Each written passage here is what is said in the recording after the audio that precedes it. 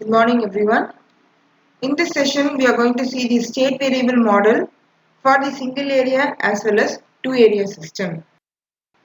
For large system with multi-stages, the designing of your ALFC automatic load frequency control and automatic voltage regulator controllers become tedious.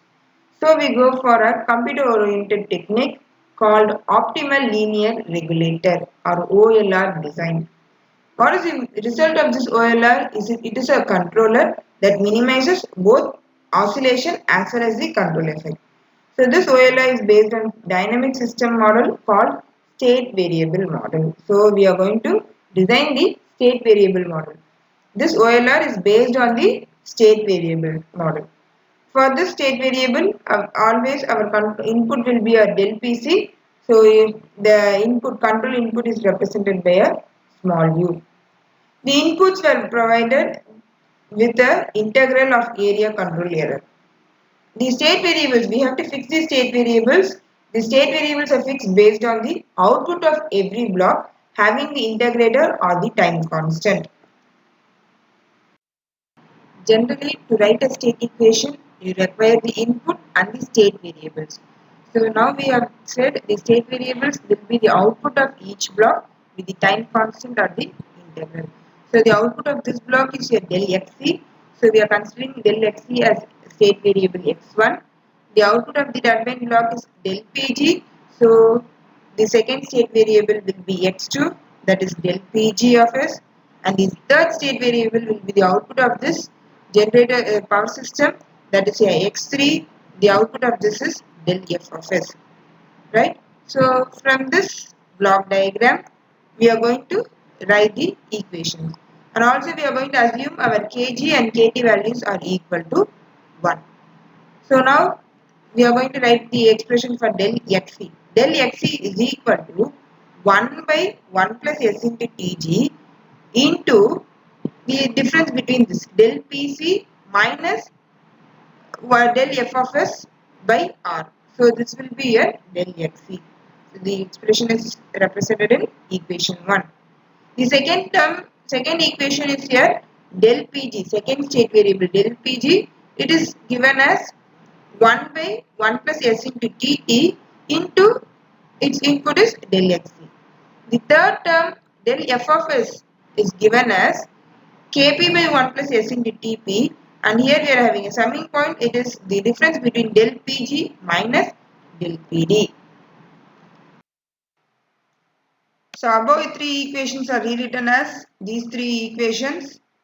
When we take the inverse Laplace for this equation, you will be getting these three equations, right? So when we take inverse Laplace for del xc of s, your equation will be del xc, and inverse Laplace for s into del xc of s will be d by dt of del xc, right? Similarly, equation 2 and 3 will be rewritten in this form.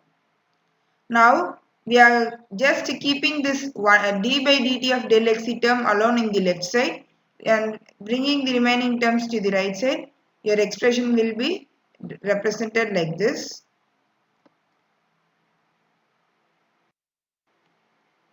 So we know our state variables we have assumed are del xc, del pg, del f.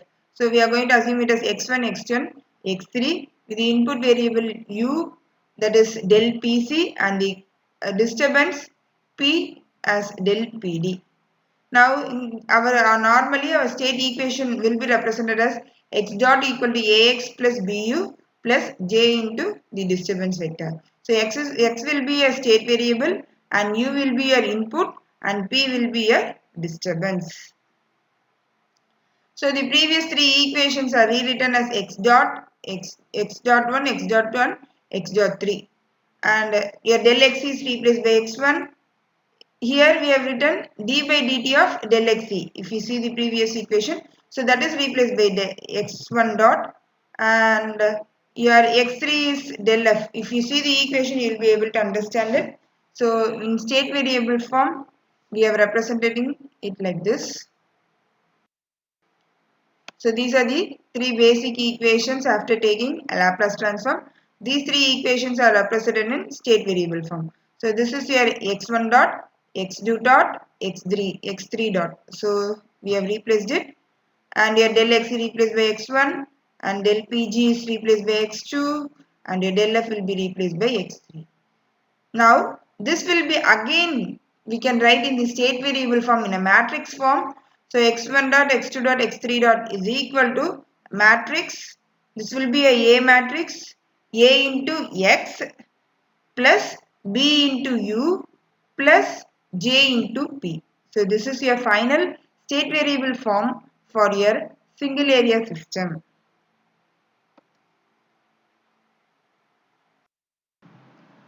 Now we are going to see the state variable model of the two area system.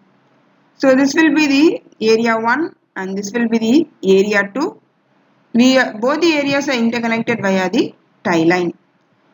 Both the areas will have the speed governor block, turbine block and the power system block with the demand, generation as well as the feedback is given to the input to the speed changer. All these things will be present in area 1 as well as area 2. From the block diagram, we have obtained all these equations, del F1, del F2. So I have said these are the state variables. So del F1, del F2, del XE1, del XE2, del PG1, del PG2 and the last one will be the del P tie line. So when you are studying, once again redraw this diagram in your note. You draw your diagram and then you can write these equations. It will be easy for you to analyze. So these are the equations, 7 equations which we have obtained from the block diagram. Now we are going to reduce our equation. So this is our first equation. We have to cross multiply and the final Laplace equation will be of this form. If you want to remove this Laplace transform, we have to take inverse Laplace transform. So when we take the inverse Laplace for this equation, the expression will be of this form. Okay. So this is for the first equation. Similarly, you can write the inverse Laplace equation for the remaining state variables, that is del F2, del XE1, del XE2.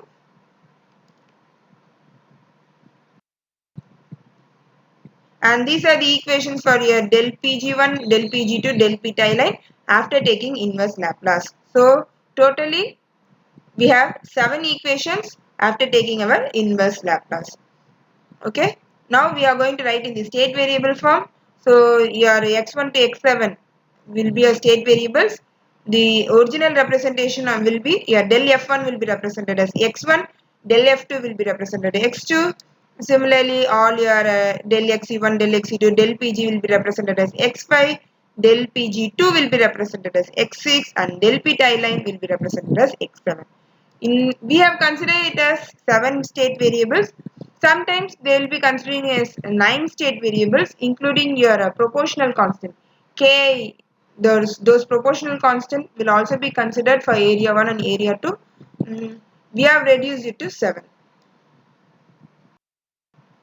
And u will be a control vector. So this del pc1, del pc will be your control vector u, and your disturbance vector will be your p, that is del pd1 and del pd2. So all these variables will be there in your state variable equations.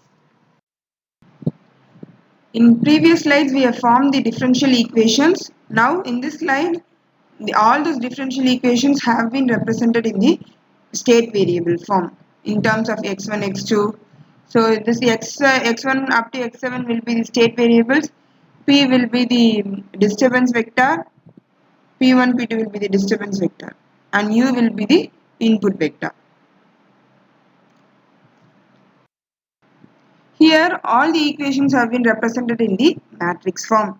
So this will be the A vector, B vector and this will be the J vector. So for the state variable matrix, if you see x1 dot will be equal to minus 1 by tp1 into x1, then plus kp1 by tp1 into x5, minus kp1 by tp1 into x7, plus this u vector will be 0 and you will be having p1 vector minus kp1 by tp1 into p1. If you see the previous slide, the first equation will be like this. So similarly all these remaining 7 equations will be written in the matrix form.